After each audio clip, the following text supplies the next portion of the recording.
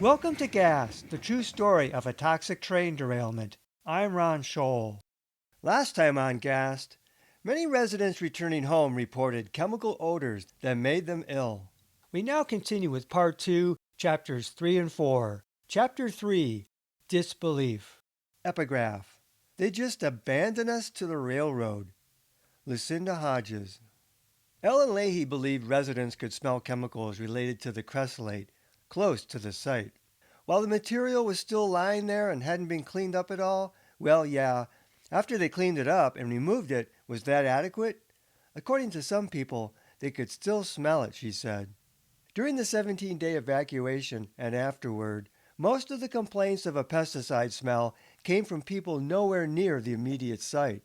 Those complaints drove the investigation into the chlorinated compounds. The EPA's Chris Weiss said the smell was associated with the light fraction of the cressolate solution. But Weiss wouldn't discount other odor sources, such as brand new railroad ties that had been pressure treated with creosote, he said. Yet, 2 or 3 drops of methylphenol, but one component of potassium cressolate, could fill up a room, and 17,000 gallons of cressolate had spilled. Phenols and chlorinated compounds smelled like pesticide. Weiss also considered a psychological component. People associated smells like creosote with the trauma of the chlorine spill, he said. They said that it was really smelly and they didn't like it, and it reminded them of the incident. But people were having physical reactions that drove them from their homes, sending some to the emergency room. People far from the site smelled spill chemicals, and this was an exposure, not an unpleasant reminder. During full reentry, warnings regarding smells and reactions were understated and limited to near the site. It hadn't seemed expected at all that residents might have adverse reactions to returning home. Garen Smith didn't expect chlorine odors to remain around Alberton. But I know people reported otherwise, he said. Some people, Smith thought, were chemophobic and want to relate everything to the spill. Chlorine was simply too reactive a chemical, he said. But Smith did consider the spill site as a source of both sulfur, methylmercaptan, and pesticide-like smells, phenols and chlorinated phenols, at least until the soil was removed. What if the wind came from that direction? The smells that should transport furthest would be the sulfur compounds in the sparge cressolate, Smith said. People can smell those at half a part per billion, and I would say, given the size of the spill, that could easily go several miles. One could smell a skunk several blocks away, and that was the release of just a small scent sac. You get a ditch full of the same sort of compounds, he said, you're going to smell it for miles. To Alberton and beyond. As for the smells from the creosol, phenols, or chlorinated phenols, Smith said, given the size of the spill, I would expect those to be easily detectable at 3/4 of a mile. You also get what's called boundary layer compression. So overnight, as the air cools off, it compacts into a more concentrated layer, and then it does some topographical draining or pressure draining too. So it's a much more concentrated smell. People along the river are going to be more positioned to intercept that packet. People at Sawmill Gulch, 3 miles downriver, reported a pesticide smell the night after the spill. That doesn't surprise me, Smith said. I think they could smell it. I think they would smell the creosol. I think they would smell the sulfur. I think they could smell the chlorine. Even if no mixed cloud had deposited compounds, if people smelled odors off-gassing from the site and moving on wind currents, they were exposed to these chemicals, Smith agreed. During inversions, even daytime, the sulfur smell from the Frenchtown Mill was often noticeable 15 miles to the east at ground level in Missoula, upriver but downwind. Missoulians were all too familiar with this. Post-spill, little air monitoring was done other than for chlorine. Once chlorinated compounds deposition proved negative in soil and wipe tests, odor complaints were not further investigated. Smith hadn't been concerned about the decision to leave the contaminated soil staged by the site after re-entry. I don't think that chlorophenols would transport in quantities sufficient for me to worry about, he said. the creosol and phenol would potentially volatilize, and if the wind was right and the time of day was right, people could smell that. If they were sensitized, it might trigger something, but I don't think it's going to be a large exposure for people that are half a mile away. Many people would mention that smells associated with the spill were more noticeable after a rain, even far from the site. Clouds are well known for being vacuum cleaners of air pollution, Smith said, so they actually concentrate the materials as they go through the air. So, when you breathe in the droplets of mist, they're going to have a concentrated level of pollutants in the droplets. They call them vacuum cleaners of the atmosphere. So, as the cloud moves here, it scrubs it out and it concentrates it in the droplets and drops it somewhere else. If the odor source was 5 miles away and you normally wouldn't smell it, you could possibly smell it if the clouds took up some of that? Yes, Smith said. As for leaving the soil behind after re-entry, he said, I don't think it subjected people to an undue chemical insult. But some people have become sensitized. If they've been sensitized, I'm not convinced it's going to transport that much, he said. I wasn't out there, so I don't know how perceptible the smell was and how far it went. Smith's latter statement was key. He, along with officials, did not experience what exposed residents had experienced, especially those now sensitized. When determining the criteria for reentry, County Attorney Mike Sahasted advised Leahy that a state of emergency could not be sustained based on some people experiencing hypersensitivity reactions to Alberton. It became an individual matter versus a larger scale population matter, Leahy explained. Size mattered. But what had Leahy thought? She was head of the Missoula Health Department. Did I think the emergency should continue because what appeared to be a minority of the population was concerned about going back, or if their symptoms were being renewed, if there were residual? No, I didn't. Leahy had noted from the April 21 conference that if a, quote, bunch of people reported certain symptoms upon reentry, then the consensus groups would reconvene to consider the problem. Officials and doctors had also assured that any sensitivity would be short-lived. But no one surveyed the incidences of hypersensitivity among residents returning home. No consensus group could reconvene without information. Medically, no one really knew what residents were experiencing because no one was asking. While the DEQ now owned the spill site for cleanup, no one owned the assurance of the health of the returning residents. It wasn't ATSDR's job. They would merely study, in a process that took years to even report on. Weiss didn't believe many residents had sensitivity to returning home. My recollection was that it was a few people, maybe several people, he said. Yet he didn't know that a large group would have made a difference based on the environmental testing. Weiss said no incident official or consultant favored making hypersensitivity a criterion for allowing reentry. Once someone was sensitized, he said, they're going to be sensitized. Preventing them from going back to their home wouldn't really have helped. This would make sense if a person was going back to an otherwise neutral environment. They might have exposure to various triggers anywhere. But it was clear some residents were having reactions specifically and strongly to the environment in which they had suffered their acute exposure, and to apparent spill-related odors that now lingered. It was their sensitivity that drove some of them from their homes to seek refuge elsewhere. Did health officials have the responsibility to at least communicate to those reporting sensitivity reactions, you may never be able to return? Well, Leahy said, that would have been huge speculation on my part to say, you may never be able to return. I had no way of determining that. But for those people sensitized to the Alberton area, nobody knew when their symptoms were going to end. No, she agreed, nobody does. But no one was telling them this could go on indefinitely. We don't know. Leahy, I wouldn't make a blanket statement to them because I don't know. I don't know their biology. I don't know their lung condition. I don't know if they're a smoker. All of that stuff. Even if you knew all of that, I don't know that you could make a prediction. I wouldn't. And I wouldn't do it for a whole group of people either. The science on this type of exposure, as we talked about earlier, was not really present to the extent that it is for occupational exposures. It was really difficult. So you've got a mixed population. Everything from kids to people that are older to people that have lung problems. You just couldn't make a blanket statement like that.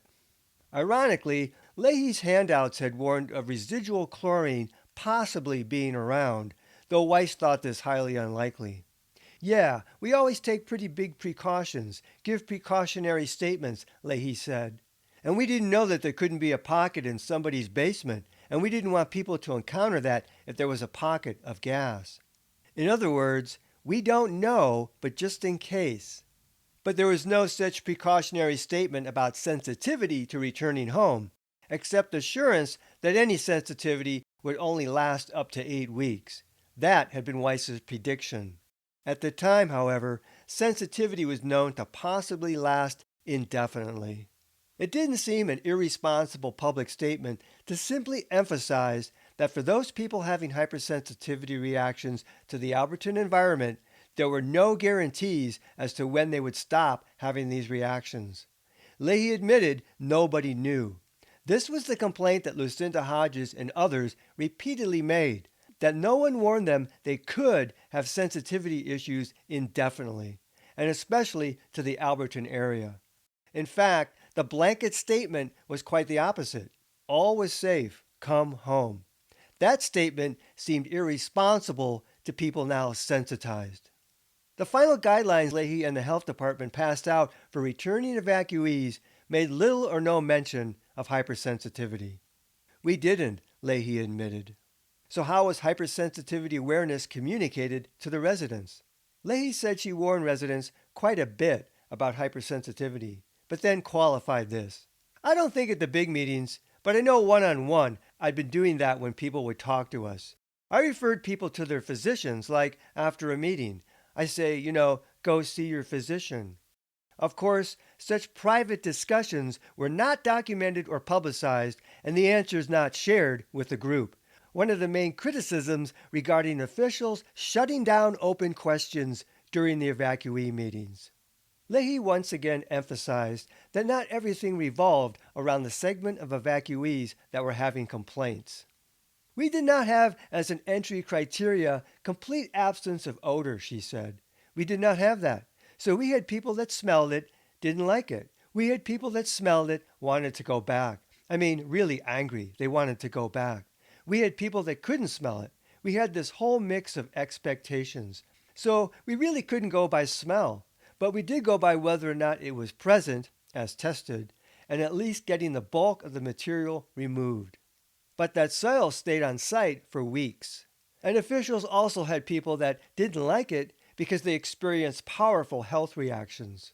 Leahy acknowledged that perhaps not everyone got the sensitivity messages prior to re-entry. It is very believable to me that it was not received, she said. It wasn't emphasized, I think, to all evacuees because not all evacuees came to all of the meetings. No warning was published.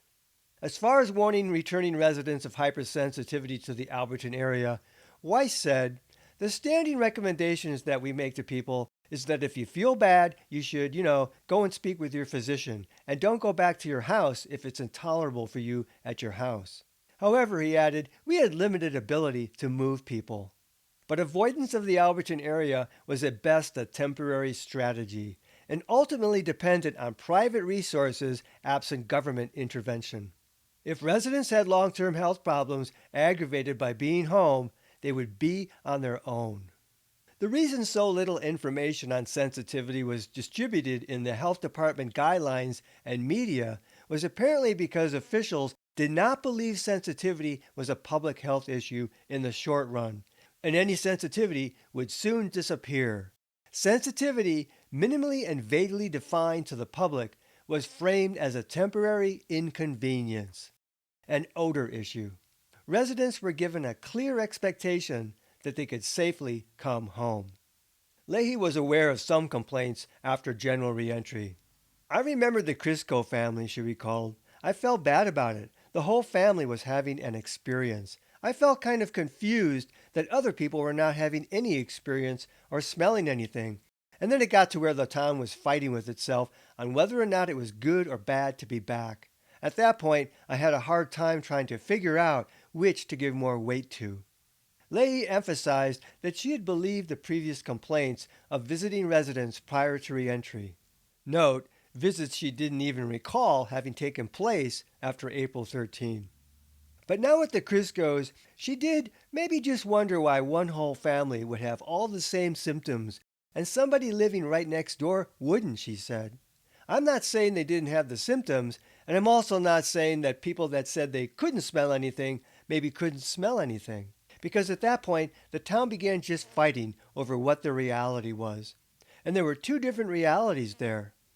Leahy appeared to be muddling objectivity and subjectivity. It was entirely plausible that two people in Alberton, one injured and sensitized, and one less injured and not sensitized, had two very different experiences of returning home. She didn't outright say she didn't believe the Criscos, but she didn't say she did believe them, as well as believe those who reported no problems. Leahy re-emphasized, "It was interesting to me that I didn't know anything about that particular family and that all four were having symptoms."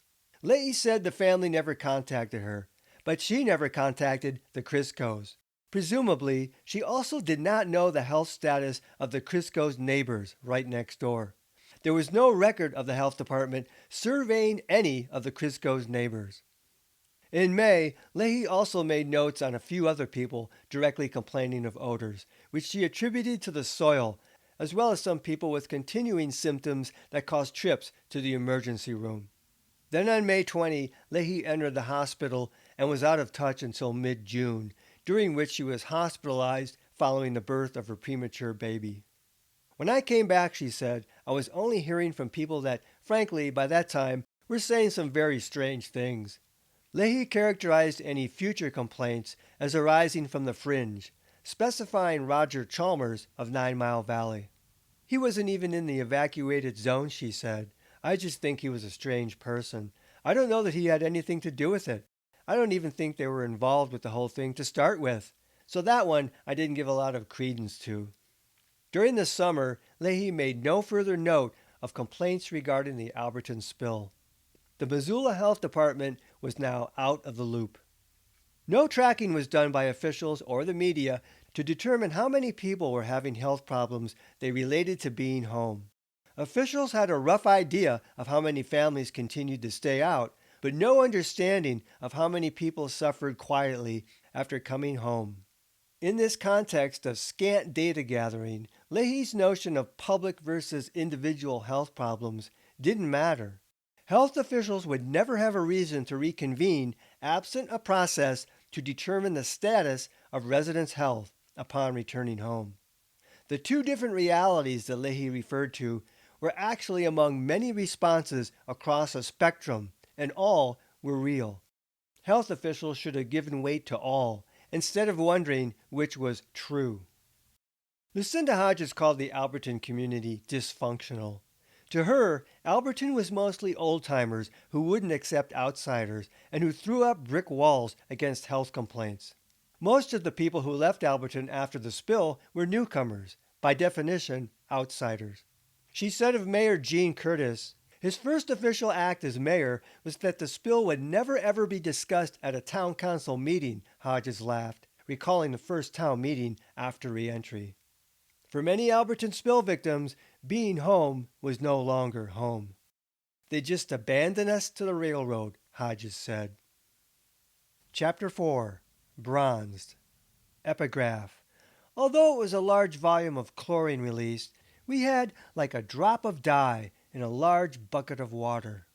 MRL attorney Randy Cox. For 2 weeks, MRL and the EPA promised a model of the initial chlorine concentrations within the exclusion zone on the morning of April 11, 1996. MRL contractor Marine Environmental was tasked with the job. At first, the unknown size of the rupture was the excuse for the holdup, then the lack of precise weather information. But a model will be made available, MRL's Dan Watts promised. In the end, nothing was made available to returning evacuees. Modeling was done on April 11. It just wasn't shared with residents. More sophisticated modeling began when Chris Weiss arrived April 14, though it too went unpublicized. The modeling suggested that Alberton had been heavily dosed with chlorine. At the time of the initial release, exposures in Alberton could easily have been over 20 parts per million, Weiss later said. It's based on speculation, he said, but it was the best model Marine came up with. Planning scenarios in EPA files modeled that a 10,000 pound or 50,000 pound release with west winds at 5 miles per hour would dose Alberton with 3 to 20 parts per million or higher within an hour or less. Weiss noted this modeling was done in case of subsequent large releases. Any modeling specific for the initial release was not included in EPA Alberton files.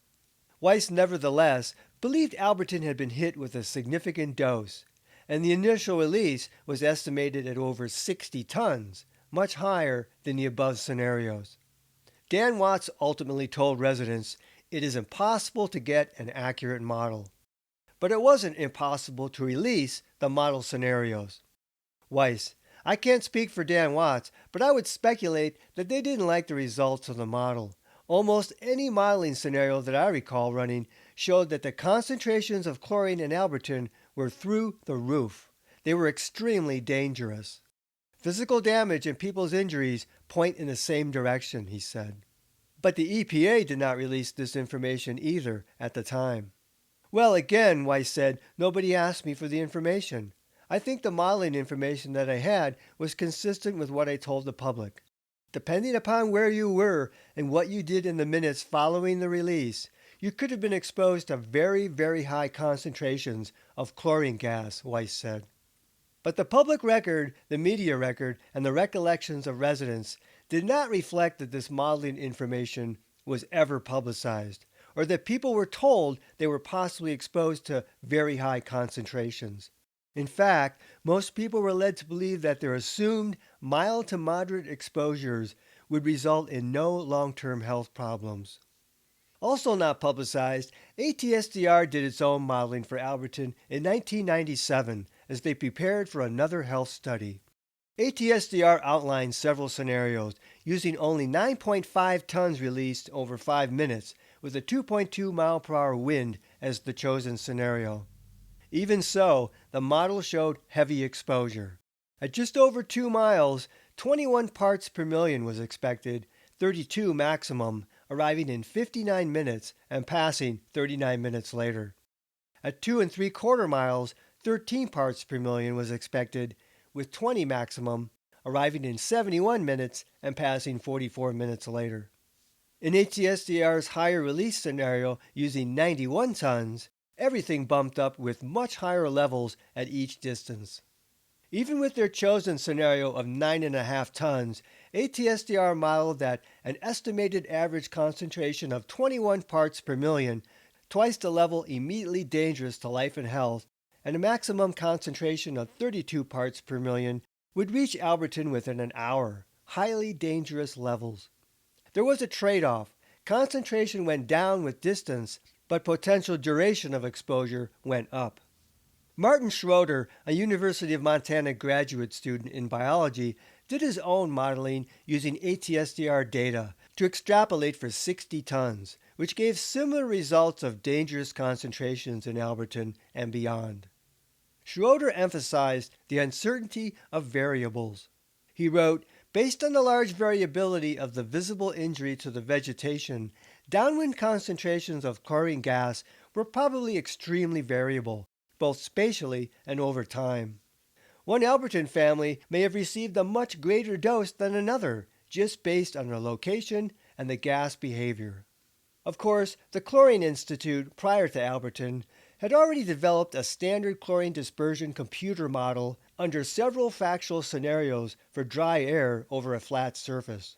In the Institute's scenario number 12, a 90-ton chlorine tank with a 9-inch wide rupture, releasing at night under mostly cloudy skies with low winds, produced 25 parts per million up to 3 miles away, 10 parts per million 3 to 5 miles away, and 5 parts per million about 7 miles away.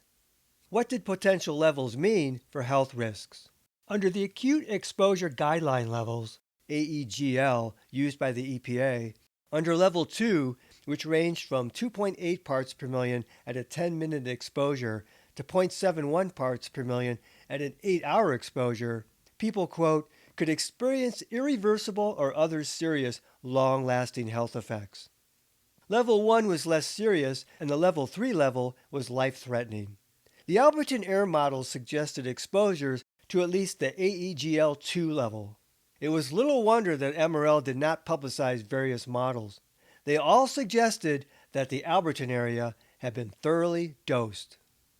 In the 2010s, government and industry jointly studied compressed liquid chlorine releases at the Dugway Proving Ground, a U.S. Army facility established to test biological and chemical weapons located in Utah.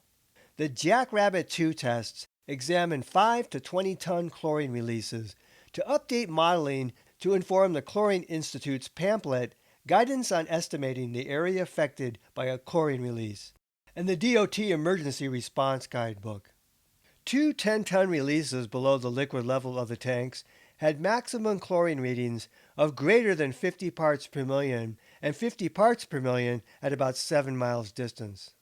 At 3 miles distance, the eastern edge of Alberton, maximum measurements were greater than 50 parts per million and 340 parts per million, extremely dangerous levels.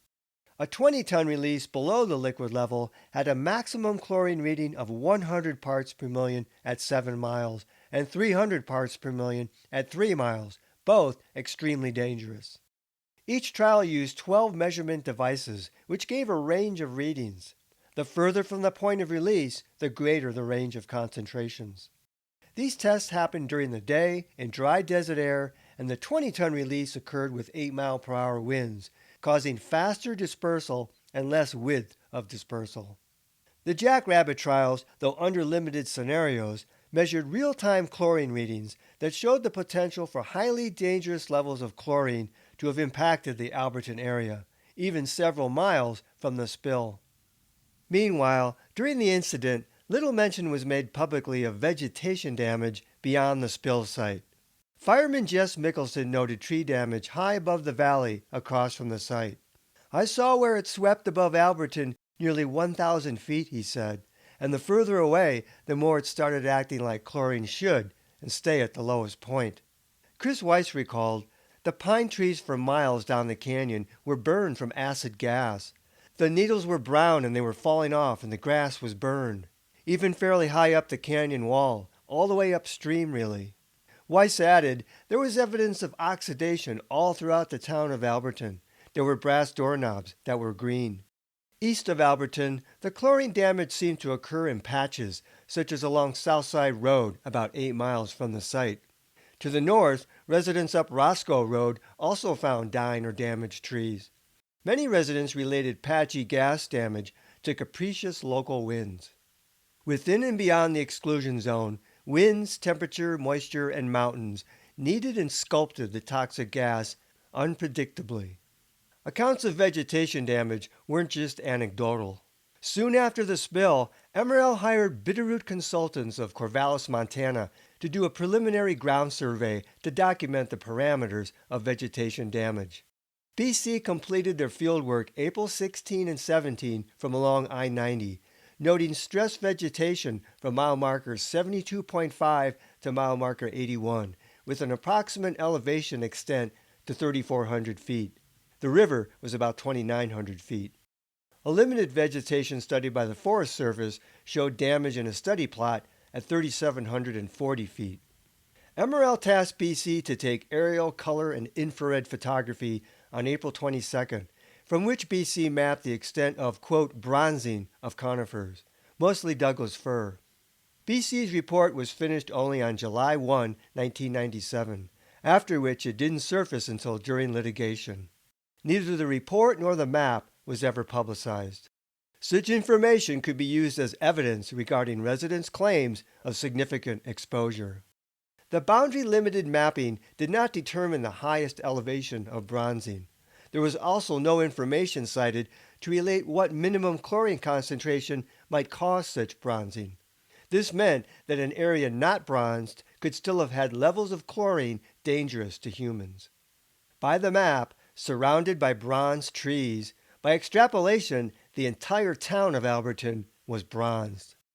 The bronzing was predominantly to the east on both sides of the valley corridor, blanketing the area past Alberton until Petty Creek, after which bronzing was predominantly north of the highway. However, pockets of bronzing also occurred on the mountainside south of Southside Road and in the river flats within 2 miles west of Huson. Notably, 2 of the bronzed areas were east of and outside the official evacuation zone.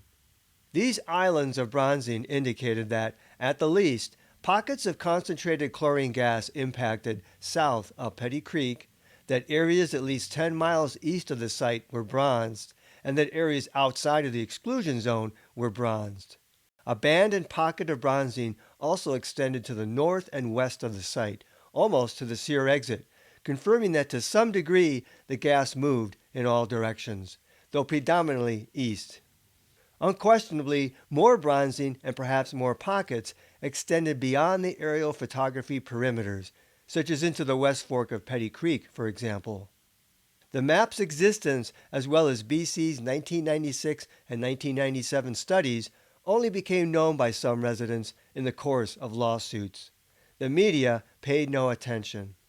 MRL cited the report as part of its privilege log, which gave vague or no descriptions of these files. The map was remarkable because it showed not only strong evidence of the minimum parameters of a concentration of chlorine high enough to bronze trees, but also the clear phenomenon of hot spots where concentrated gas did damage far from the spill site, just as victims had claimed all along. It was more indicative of the actual chlorine behavior than any air modeling. In terms of public health interest, such a vegetative study and the map should have been contracted by government officials and simply paid for by MRL. Instead, this valuable information, like the marine environmental air monitoring data, became tied to liability issues and held close to the vest of the responsible party. Another reason to question MRL's control of an incident they created. That's a very interesting map, plaintiff attorney John Hart said. I think we made an argument that clearly was the minimum outer limits of the chlorine plume, or the plume where it was still concentrated enough to have some real toxicological effects. MRL tried to withhold it as privileged work product for 2 or 3 years. The public record on the Alberton spill did not include the map.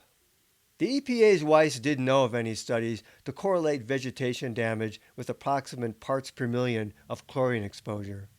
No, he said, I wish I had that. In fact, I remember asking that question of some of the botanists that were on site, because you could drive down I-90 and see almost exactly where the plume went.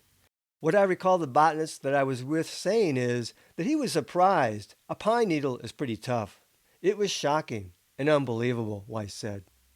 Presumably, an evergreen's cuticle was a lot tougher than human airway tissue. Garen Smith agreed the vegetation damage is incontrovertible evidence that you had some pretty good levels. HOCl was definitely probably the form that would transport furthest, he said, but not necessarily uniformly.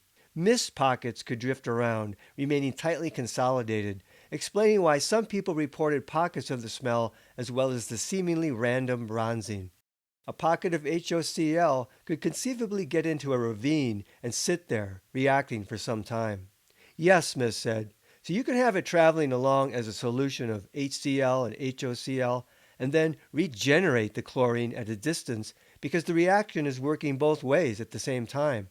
So there would be a little bit of pure chlorine that could be found at a distance. So much for a strictly linear notion of dilution and chlorine, quote, disappearing. MRL would argue in litigation that people away from the site had little exposure.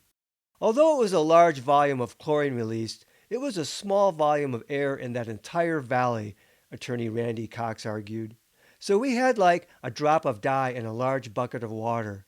Basically, it is going to spread and dilute. And of course, no one could prove the exact levels in Alberton in the hours after the spill.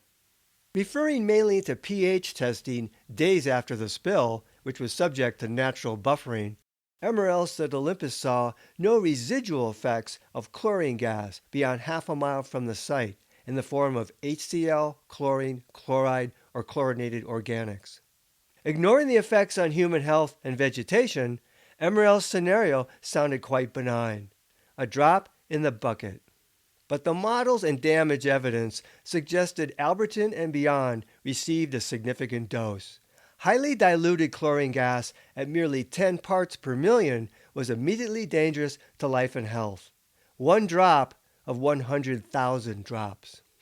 Weiss said, at the time of the initial release, exposures in Alberton could easily have been over 20 parts per million. I wouldn't characterize it as mild to moderate.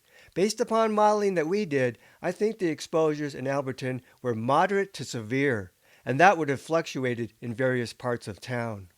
Weiss reiterated that he was absolutely sure people living in the town of Alberton likely had moderate to severe exposures.